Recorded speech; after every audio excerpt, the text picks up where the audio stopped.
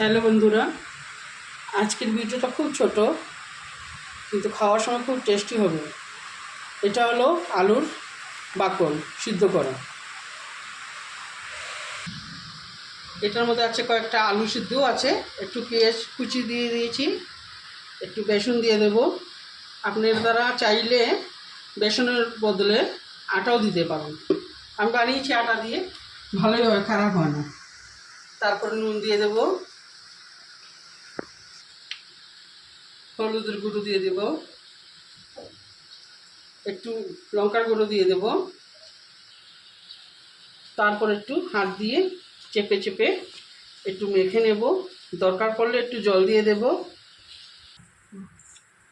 চেপে চেপে একটু মেখে নেব, একটু ছিটা দিয়ে দিয়ে জল দিয়ে দেব।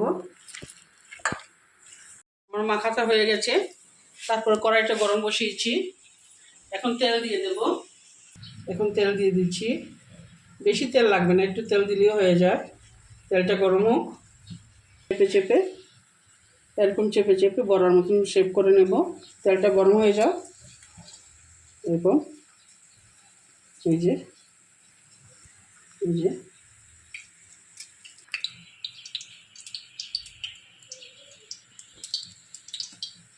এখন এক একটা করে তেলের মধ্যে বড়াগুলো বানানো দিয়ে দেবো। সবগুলো দিয়ে দিয়েছি। এখন লাল লাল করে এই পিঠ ওই পিঠ করে ভেজে নেব। উল্টিয়ে দেবো, এক পিঠ লাল হয়ে গেছে, আর পিঠ উল্টিয়ে দেবো, লাল করব। বড়াগুলো হয়ে গেছে, এখন আমি নামিয়ে নেব।